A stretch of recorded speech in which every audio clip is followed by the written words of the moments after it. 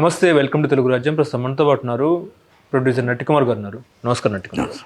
ముఖ్యంగా ప్రముఖ ఆర్థికవేత్త పరకాల ప్రభాకర్ జాతీయ వెబ్సైట్లో ఏపీలో జరిగిన 2024 ఎన్నికల్లో జరిగిన ఈవీఎం ట్యాంపరింగ్ మీద ఎన్నో అనుమానాలు ఉన్నాయన్నట్టు కూడా ఆయన మాట్లాడడం జరుగుతున్న పరిస్థితి. ఇప్పుడు ముఖ్యంగా ఓట్ల శాతం ఏ రకంగా పెరిగింది అన్నట్టు కూడా ఆయన 5-6 గంటల్లో ఎట్లా పెరిగింది అన్నట్టు కూడా ఆయన అనుమానాలు వ్యక్తం చేస్తున్నారు.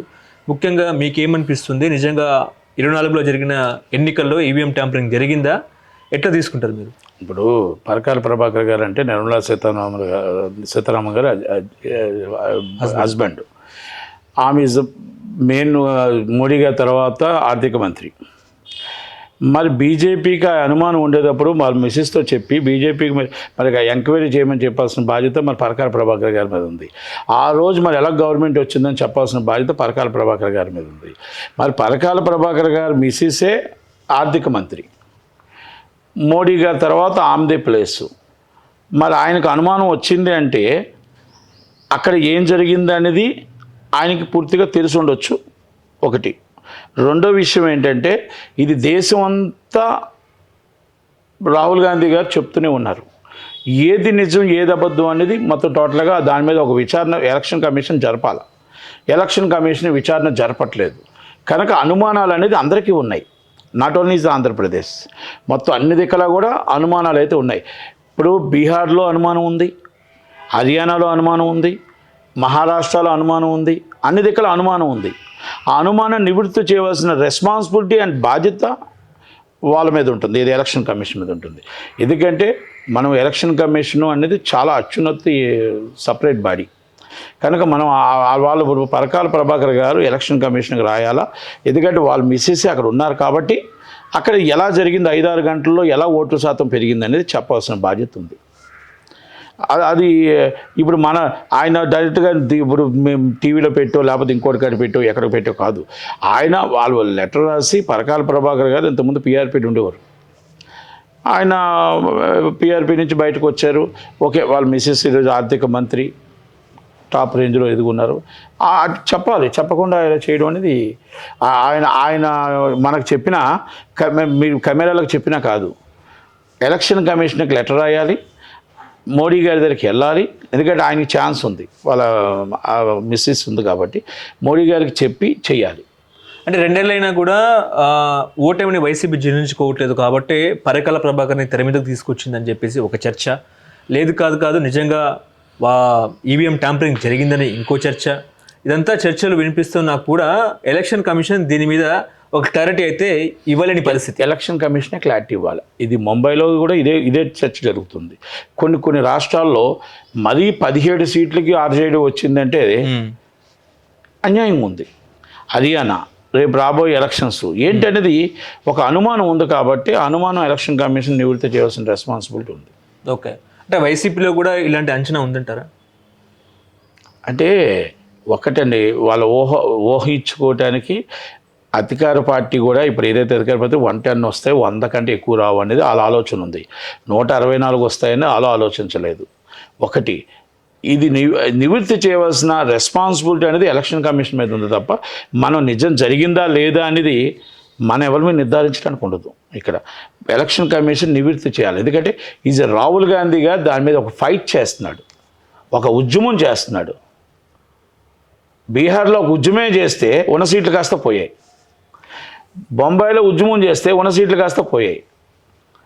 అంటే ఎలా ఇది సాధ్యం అవుతుంది అనేది అది ఎలక్షన్ కమిషన్ చెప్పాలా. ఇది అవ్వదు, అవుతుంది, లేకపోతే ఇదంతా బోటకం అని చెప్పాలి. లేదంటే బ్యాలెట్ పేపర్లో యాక్సెప్ట్ చేయాలి. ఇప్పుడు అనుమానం ఉండేటప్పుడు నివృత్తి చేయడానికి బ్యాలెట్ పేపర్లో యాక్సెప్ట్ చేయాలి. ఇప్పుడు రేపు 5 రాష్ట్రాల ఎలక్షన్స్లో బ్యాలెట్ పేపర్లో యాక్సెప్ట్ చేయండి. ఇంకా బ్యాలెట్ పేపర్లో ట్యాంపరింగ్ ఉండదుగా, మీరు అదే చెయ్యాలి.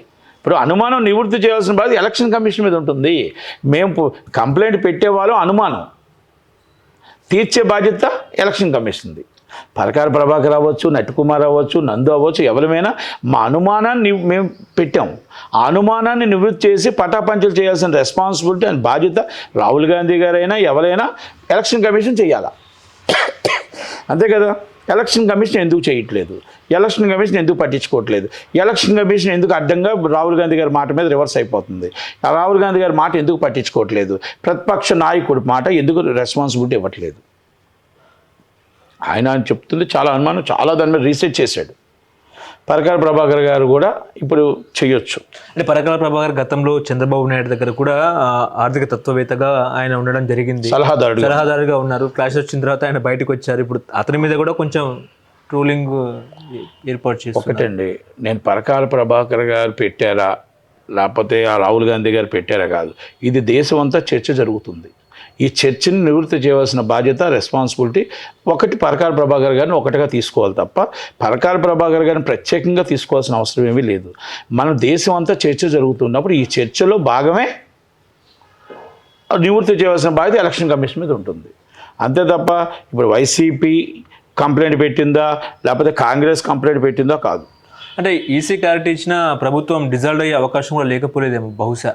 ఏది ఈసీ ఈవీఎం ట్యాంపరింగ్ జరిగిందన్నా కూడా ప్రభుత్వం పడిపోతుందా సార్? అప్పుడు ఈసీ తప్పు కదా, ఎలక్షన్ కమిషన్ తప్పు కదా.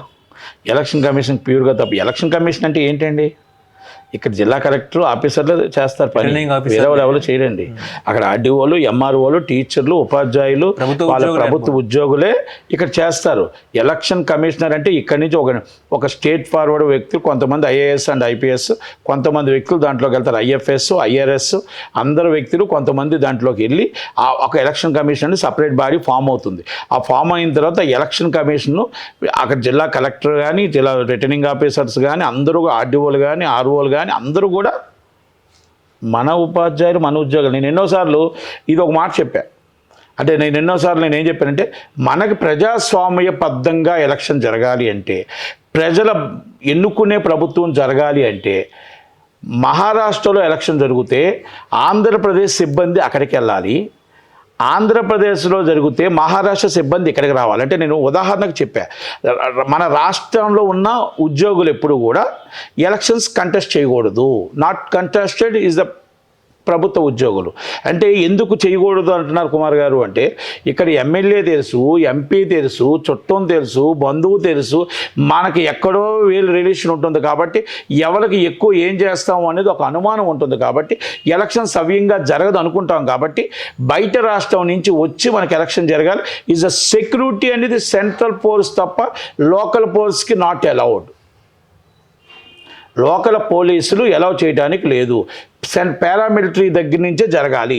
ఆ పారామిలిటరీ నుంచి జరిగితే ఇది కానీ మనం బయట రాష్ట్రం నుంచి, అంటే నేను క్లియర్గా చెప్తున్నాను, మనకి ఇవాళ 10, 20, 50 లక్షల మంది జనం ఉన్నారు ఉద్యోగులు. 50 లక్షల మంది ఉద్యోగుల్ని అటు అందాక డిప్యుటేషన్ మీద వేసి ఎలక్షన్ దాకా డిప్యుటేషన్ మీద వీళ్ళకి ఎలక్షన్గా వేస్తే 100% అండ్ సక్సెస్ ఎలక్షన్స్. ఎందుకు ఎలక్షన్స్ జరుగుతాయి అంటే, ఇక్కడ మనం లోకల్గా ఇప్పుడు నేను మీకు నందు ఉన్నాడు, నేను సందులో హాయ్ నందు అంటాను అంటే ఇక్కడ ఏమవుతుందంటే పక్కవాడికి అనుమానం వస్తుంది, ఇద్దరికి ఒక పరిచయాలు ఉంటారు కనుక సవ్యంగా ఎలక్షన్ జరగదు అని అనుమానం వ్యక్తం చేస్తూ ఎన్నోసార్లు నేను చెప్పడం కూడా జరిగింది. నేను కూడా ఈజ్ ఎ పొలిటికల్ లీడర్, నేను కూడా కంటెస్టింగ్ ఎమ్మెల్యే, నేను కూడా ఈజ్ గవర్నమెంట్ 2-3 గవర్నమెంట్స్ ఇన్ఛార్జ్ కనుక నాకు కూడా అవగాహన ఉంది, ఎలక్షన్ మీద అవగాహన ఉంది, ఐడియా ఉంది కనుక నేను చెప్పాను. అది ఎలక్షన్ కమిషన్ ఆలోచించాలి. ఎలక్షన్ తమిళనాడు జరుగుతుంది, ఆంధ్రప్రదేశ్ నుంచి జనాలు వెళ్ళాలి. ఆంధ్రప్రదేశ్ భాషాపరంగా ఏమైనా ఇబ్బందులు రావా ఉద్యోగులకు? భాషాపరంగా ఇబ్బందులు కొద్ది కింద క్యాడర్ వాళ్ళకి వచ్చినా ఆ క్యాడర్ నుంచి మనకు అక్కడ క్యాడర్ని మనం కవర్ చేసుకొని, ఇంగ్లీష్ ఉంది కాబట్టి కొన్ని కవర్ చేసుకోవాలి. భాషాపరంగా కొన్ని ఇబ్బందులు ఎదుర్కొన్నా కూడా తప్పని పరిస్థితి. మనం ఎందుకు చెప్తున్నాం అంటే, కొన్ని భాషాపరంగా ఉన్నా కూడా ఎలక్షన్ సవ్యంగా లేదా బ్యాలెట్ పేపర్ పెట్టాలి. ఏ బ్యాలెట్ పేపర్ పెట్టినా కూడా ఎలక్షన్ ఇలా జరిగితే మంచిదని ఉద్దేశం. ఇప్పుడు లోకల్ పోలీసు ఉంటారు, ఆ పోలీస్కి వచ్చి ఇప్పుడు అధికార పార్టీ వాళ్ళు సపోర్ట్ ఉంటుందని అంటారు, వీళ్ళు సపోర్ట్ ఉంటుందని వాళ్ళు అనుకుంటారు. ఇంకేం చెప్పండి. అప్పుడు మనం ఏం చేస్తాం? అదే పారామిలిటరీ ఉందనుకో ఎవరి మాట విందు, సిఎస్ఎఫ్ ఉందనుకో ఎవరి మాట విందు. అది కేంద్ర బలగాలు కాబట్టి, కేంద్ర బలగాలు. అది నేను అందుకనే చెప్తున్నాను అనమాట. అందుకే మనం ఎలాగైనా సరే కేంద్ర బలగాలని పెట్టి ఎలక్షన్ జరిపించాలి. ఇంకా 3 ఏళ్ళు ప్రభుత్వం ఉన్న నేపథ్యంలో నిన్న బిల్ గేట్స్ వచ్చారు. వాళ్ళేమో ఇంకా ఏఐని ఇంకా వాడుకుంటున్నాం, ఏఐ